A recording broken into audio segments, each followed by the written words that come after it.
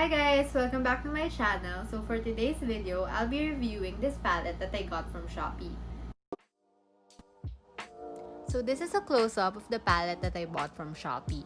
The first thing that really caught my eye when I saw this palette was the glitters and how creamy and buttery the swatches looked. Plus, the colors were so up my alley.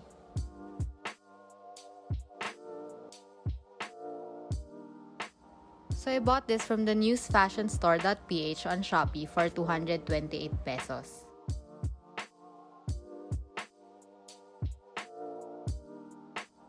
So I swatched all the shades on my arms. The mattes are creamy and pigmented, but the darker ones tend to be chalky. The shimmers are very buttery and the chunky glitters don't swatch that well, but I hope they work well on my eyes.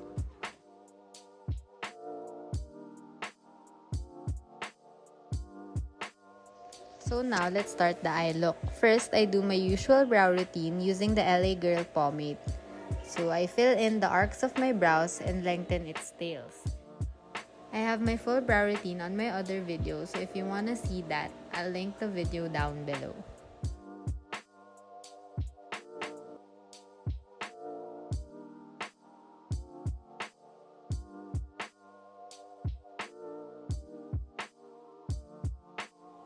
So since I'm doing a full eye look, I like to carve out my brows with concealer. So today, I'm using the Maybelline Fit Me Concealer for this.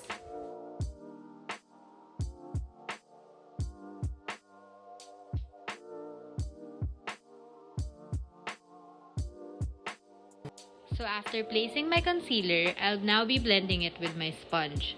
So this is gonna be my eye base too. So I'm just gonna add a little bit more concealer and blend that out as well.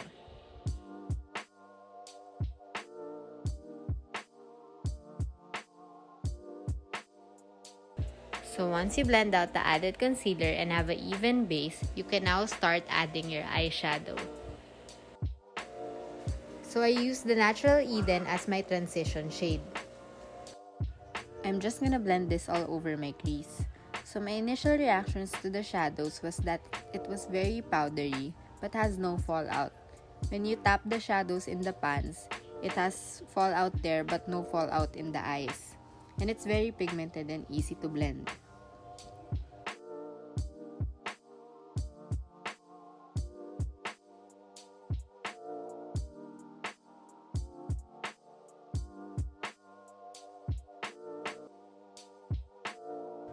So the next shade I'm using is Lady Fortune. I'm just gonna place this under my crease to deepen up the eye look.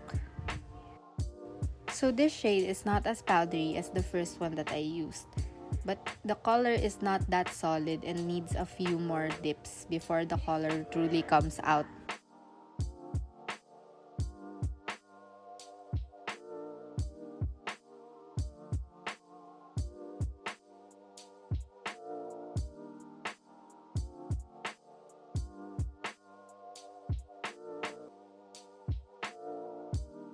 Now I go back in with the brush that I used for the transition to blend out the two colors.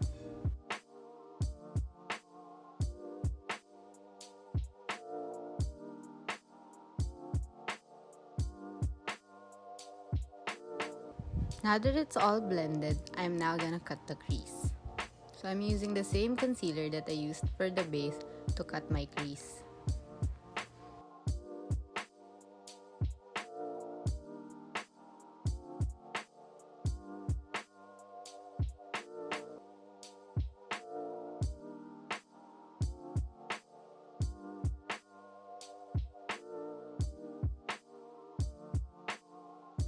Once the concealer is placed, I'm now using the brush that I used for my transition to blend and soften the edges of the concealer.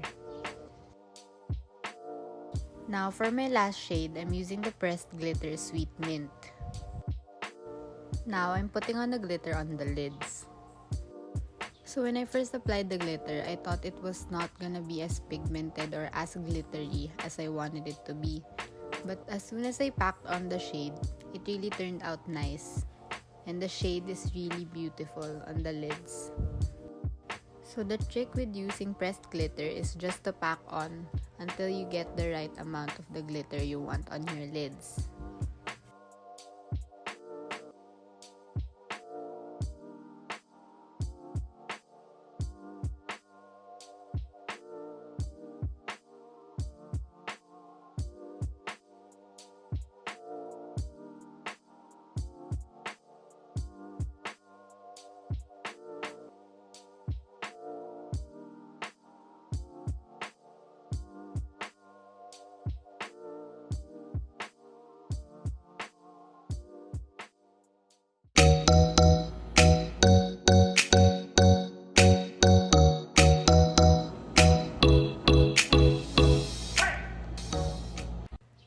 So here's the finished eye look. I was really impressed with this palette because it was so cheap. So since the colors is on the neutral side, I think this palette is good for every day or can turn any look into a glam look with the pressed glitters. So I think for 228 pesos, this palette is really worth it. So I finished my base off cam and put on some lashes for the finished look. So that's it for today's video, guys. I hope you liked it. All the products that I used are linked down below, so don't forget to like and subscribe.